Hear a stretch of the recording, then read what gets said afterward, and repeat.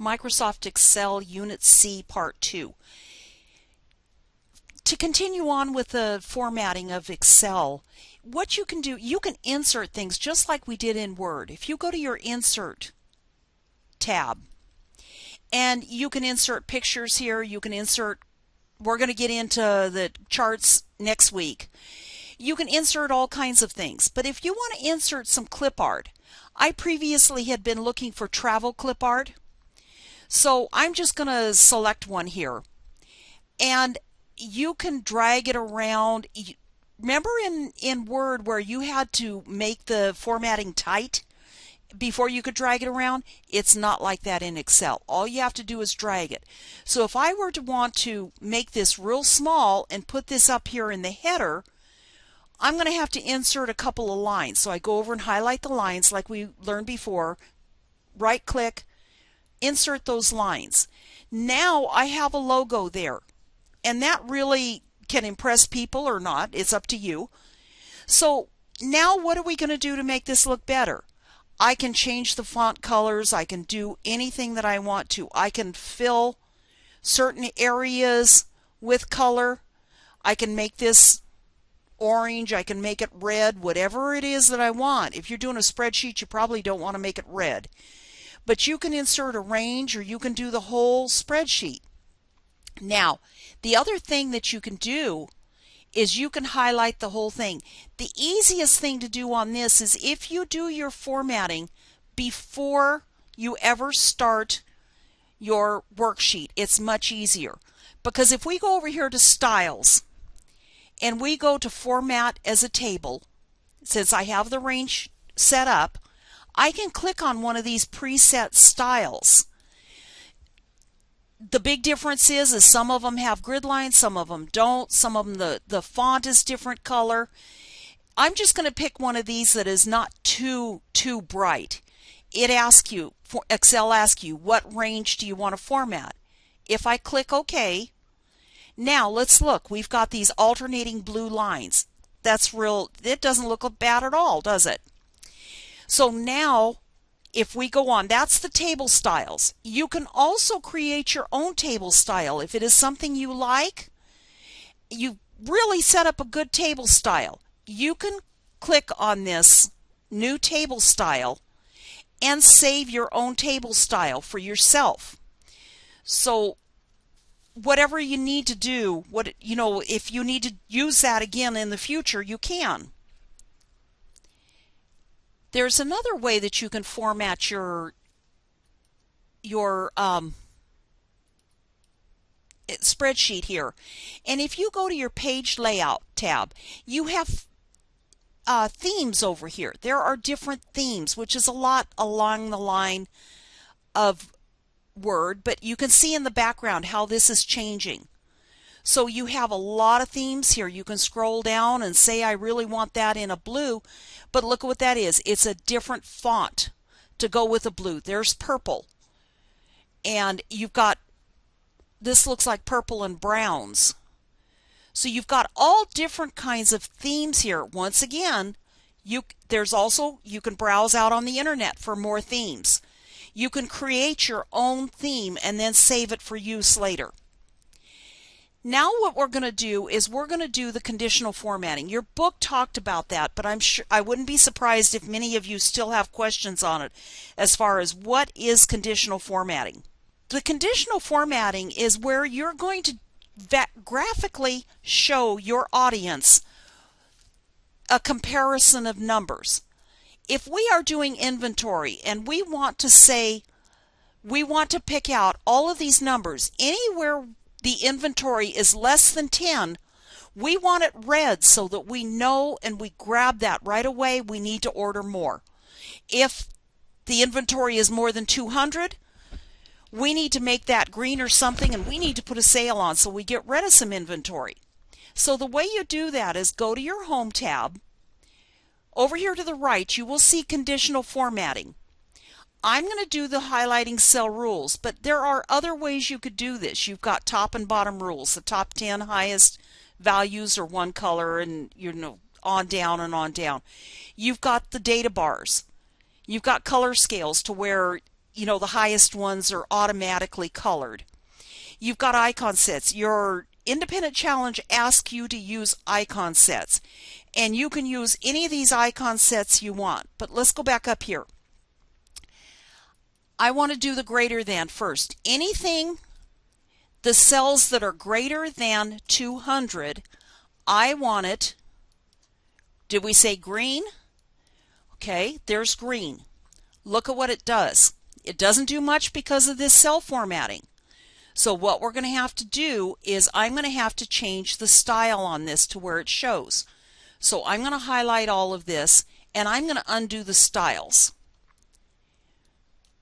Or I'm going to make it real light so we can see the green. You can barely see the green, but there it is. Okay, so in that range, now I want to take that same range, and anything on the conditional formatting, highlight cells less than 6, because I want everything 5 and greater than. What color do I want? I'm going to go ahead and leave it with the red. Click on OK. There's our red. Now, those that are in between, I can also do those if I want to. The conditional formatting cells between 5 and 201, 200, any of those between 6 and 200, we're going to fill those, let's say with yellow or something. Okay, well, I'm going to go to the custom formatting because what I want, I think I told you guys I like purple. So I'm going to find some purple. You can do these fill effects if you want. I'm going to do some other colors, and I'm going to pick out a purple. There's a dark purple. Okay, there is my fill. And when I click enter, all of those in between, it's more of a pink, but at least you can see the difference. So you can see what it is it's just another visual way to change your formatting. There's something that your book doesn't talk about, and that is sorting your spreadsheet.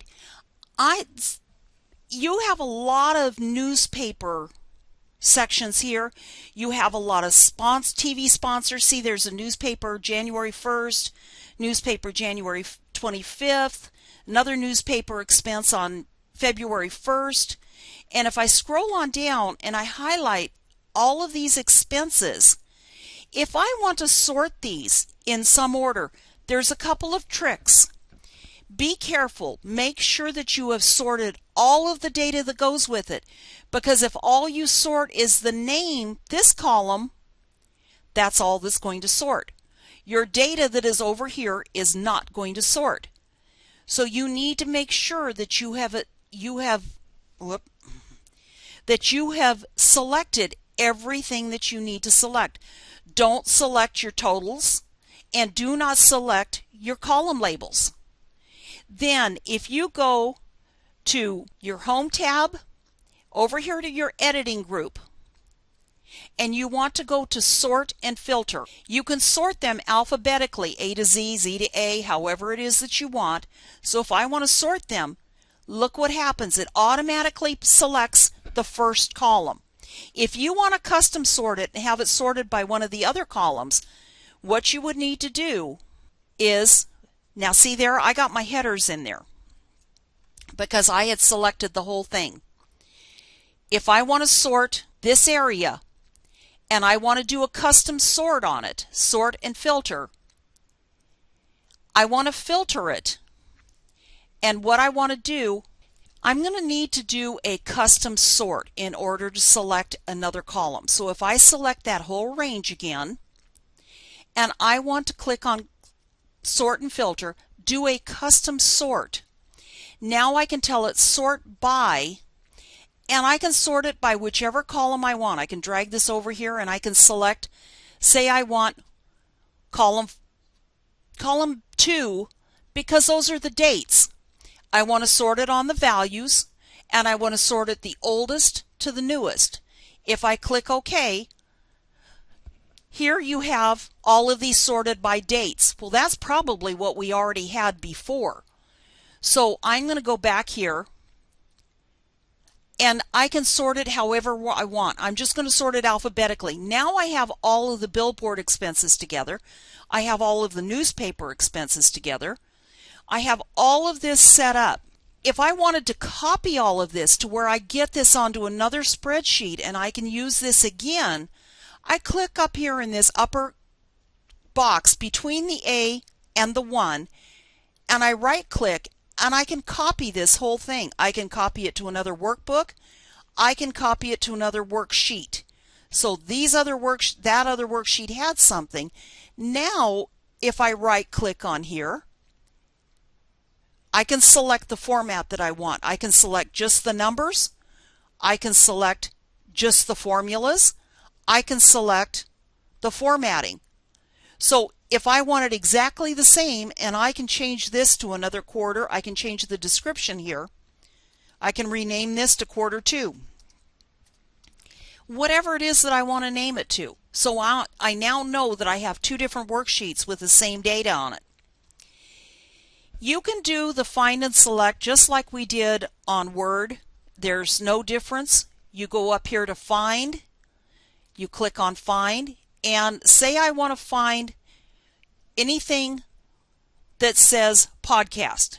I can go click find all, and what it's going to do is going to ask me what sheet, because I have multiple sheets. So if all I check is in the first worksheet, you see there as I say find next is clicking to the next podcast. You can find anything that you want to. You also can name your cells. Instead of A13, I can name this pins. So if I am over here somewhere and I want to find something, I can click find and I can type pins. When I click find next, your insertion point is going to go right over to the cell that includes the word pins.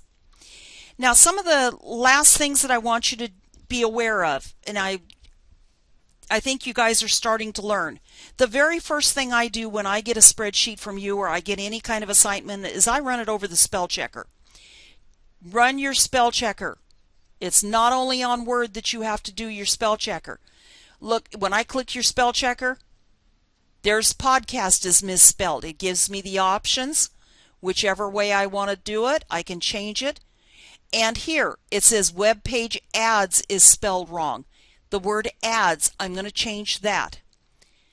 So be careful. Please make sure to always run your spell checker. Remember that you can email a spreadsheet from Excel, from within Excel. Go to your Backstage view. You can save and send. So under your save and send, once again, make sure you're going to have an email server ready. Otherwise, the easy thing to do is just go ahead and save it and file it and attach it to an email. So that's Excel Unit C. As you see, I've made a major mess of this worksheet, but you can see some of the items there, and you can get an idea of what we can do to make this worksheet look a lot better. So go ahead and finish it up. Go ahead and do your concept review, and then I will see you on Wednesday. Bye.